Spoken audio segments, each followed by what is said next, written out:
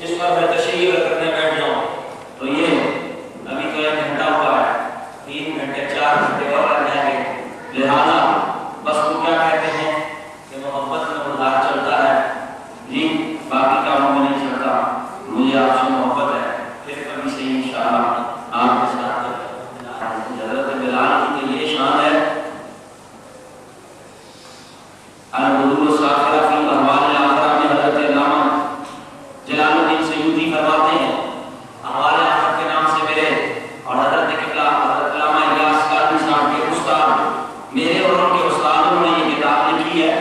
اس کے اندر آپ نے یہ حدیث لائے ہیں اور بتایا ہے جنت کا کیا منظر ہوگا، فرمایا جنت میں سب سے بڑا محل رسول اللہ کا ہوگا، اس کے دائیں جانب سب سے بڑا محل اس کے بعد حضرت ابراہیم علیہ السلام کا ہوگا، اس کے بائیں جانب حضرت سیدنا آدم علیہ السلام کا ہوگا، مصطفیٰ کے جنت کے محل کے پچھواڑ میں آئے حضرت موسیٰ علیہ السلام کا محل ہوگا،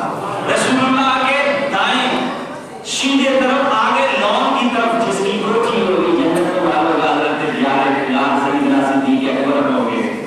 صدیق اکبر کے ساتھ متصل جس کا گھر ہوگا وہ حضرت بلال کی کوٹھی نصیب ہو جائے۔ یہ جو بات میں کر رہا ہوں آپ نے جنت دیکھی ہے، جہنم دیکھی ہے، یہ کیا ہے؟ یہ غیب ہے۔ ارے میرا مصطفیٰ دنیا میں مدینے کی چٹائی پہ بیٹھ کے میں غیب بیان فرما رہے تھے، جو جنت میں جائے گا وہ شکر کی یہ مزے کی بات ہے، تاکہ جس نے جانا ہے اسے بھی پتا وہ کہہ رہے نہیں پتا ہی نہیں،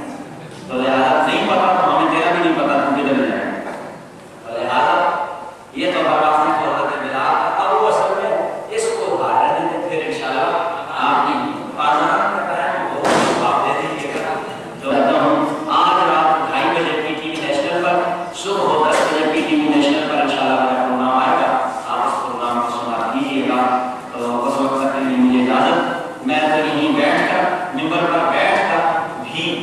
صحابہ کی سنت ہے، آپ کھڑے ہو جائیں، کھڑے ہو کر پڑھنا بھی سنت ہے، یہ آپ نے بھی چلے گئے ساتھ کہاں آپ دونوں کرے یا نام کی بات سن لیتے ہیں، کہاں بھی کوئی اجازت نہیں ہے،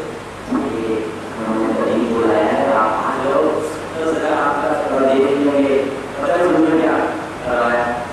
چچا جان مجھے کوئی تکلیف نہیں ہے، اگر ایک ہاتھ میں چاند لا کے رکھ دیا جائے، ایک ہاتھ سے سورج، تب بھی میں اپنے دینے